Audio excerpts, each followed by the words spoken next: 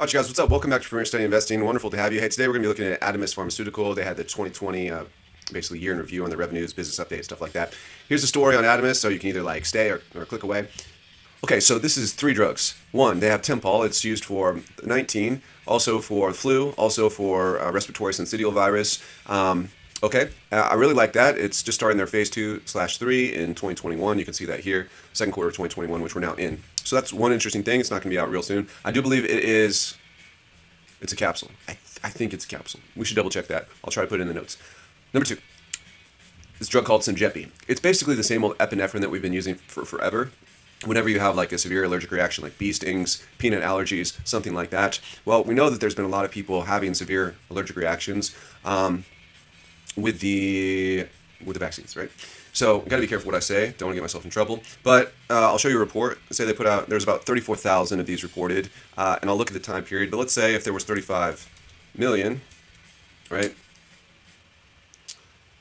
Vaccinations by the time this came out in the U.S., then that would be like about 1 in 1,000, something like that. 1 in 1,000 people are having this. So imagine you're a school. Imagine, and also the case I'm trying to make is sometimes it's immediate, but sometimes it's in the first 48 hours. So say you're an employer, say you run a community college and you're vaccinating a bunch of students, or a regular college, or if they start doing this for kids, if you're a business, I'm just thinking like anywhere, definitely ERs, definitely like emergency care clinics, or rapid clinics, stuff like that. You're going to want to load up on this stuff and make sure that you are not in short supply of it. So I like that. Also, you can get it at Walgreens. They say you can get a 2-pack for $99, which I thought, okay, well, maybe for people that have the means and they're thinking of getting vaccinated, and then they've heard some of these stories, maybe to them it's worth it to go out and spend the $100 and have it at home, especially if you have a large household. And I don't know, but maybe like $100 is not that much money for many Americans.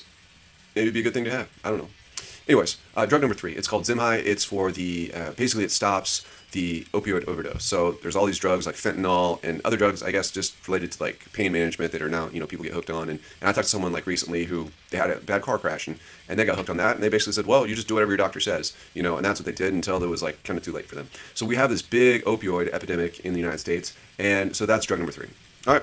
If you're still here, let's look at some of the details. On Symjpi, remember this, the epinephrine. It says they transitioned to their new commercial partner, U.S. World Meds, and they look forward to continued market penetration and sales growth in 2021. So they do have sales, about 16.5 million. They are at a loss, so they have a negative income.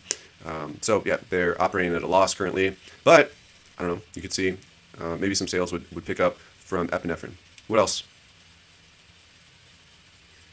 All right, then I said they met recently with the FDA to discuss the regulatory path forward for Zemhi and treatment of opioid overdose. They intend to resubmit the NDA, this is new drug application, to the FDA. And this is what I liked in January 2021. And this is what I liked in January 2021. Symjpi, the epinephrine product, became available through Walgreens Prescription Saving Club. The product are being offered at a discounted price of $99.99 per 2-pack, which the company believes is the lowest price for an epinephrine device in the U.S. So nothing wrong with being a cost leader. Okay, so this is another important one. They had a little hiccup back in like November. The stock price got cut in half when the FDA rejected like an application for Zemhi. Not completely rejected, but they did give them a complete response letter back in November, yes. And what happened? Basically, they expect to resubmit the paperwork in the next 45 days, so they had some meetings, and so that's good news.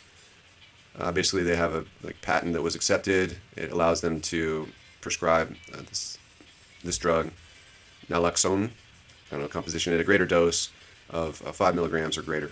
Okay. Now, this is the interesting thing about Tempol, is that it is used for not just the 19, but asthma, respiratory syncytial virus, the flu, and they're going to be using it for radiation dermatitis. You can check out, I did a longer video, I'll leave the card right here. Basically, the financial year was a flop. Revenues were lower significantly than 2019. 2019 had 22 million, 2020 had 16.5 million. Expenses on SG&A were up compared to 2019, and expenditures on research and development were down. We already looked at all this stuff. It's the same stuff. 45 days from now, they're going to resubmit the NDA application, blah, blah, blah, blah. Okay. So I had this little markout tool. Someone was really poking fun at me. It was hilarious. They were like, bro, you made it through like the first half of your video, and then you just straight gave up. And I was like, so true, man. There's so many of these things. And I have an old computer, and it stopped working, some glitch or something, so... All right, whatever. We'll see what that does. Okay, so this came out April 23rd, 2021. So this is very recent. The VAERS data was released, and what it basically talked about, it's a reporting system in the United States for basically like vaccine adverse events. Okay, so it says current, and this is really important. This data that they're going to give us is between December 14th and April 23rd. Right? January, February, March, April. So it's like 4 months. Okay, so I don't want to make a big deal out of this. Like, I kind of hate this side of looking at these pharmaceutical companies just because there is always this bad news, and we really do hope that like people will stay safe. Anyway, the point I'm trying to make is there were in the 4 month period 33,673 reports of anaphylaxis. Okay, so and then it gives the breakdown by vaccine. All I'm trying to say, I'm not trying to make a statement about do or don't or whatever you want to do, but I'm just saying this seems to make a case that people are now more widely aware of anaphylaxis as being something that's occurring. Like I said, if you take 33,000 divided by 35 million, that's a 1 in 1,000 chance of having that. 1 in 1,000 is high enough where I think definitely people would want to be prepared. Anaphylaxis is serious. I know about this. I used to work for a lot of like backpacking programs. You know, you would take basically people you just barely know, you have their health history form, but you take them in the middle of nowhere where it's, 2 hours by helicopter. If you have to life flight someone out, it's like maybe 20 hours out if you have to pack or like, help someone walk out. Not 20 hours, but it can be a long process if you, in certain areas. Anyways, we carried epinephrine, because we knew how serious this would be. If you break your leg, okay, things are probably going to be okay. If your airway closes, we have huge problems, and there's not a lot that we can do if that occurs, right? I mean, we're really looking at a scary situation. So that's kind of what I have to share with you. That's my case. I don't know if it's interesting. I recommended someone buy it at 88 cents, which is what I hold it at, and it immediately proceeded to drop to like 76 cents or 72 cents even, I think. This weekend we're at 79, and then I haven't looked at it this morning. There is one buy recommendation, but I made a joke before. It's by Maxim Group, and Maxim Group was involved with the financing of this company. So I didn't feel like it was legitimate to be able to put out price targets if you're somehow involved in the financing side of things, but maybe it's fine. I don't know. We talked about this before. Negative income, 16.5 million of sales. A lot of this stuff, this isn't so good. You'd like to have a current and a quick ratio over 1, but they did secure like a 68 million in funding. So they reported, that they should be in a good spot as far as being able to like meet their short-term liabilities.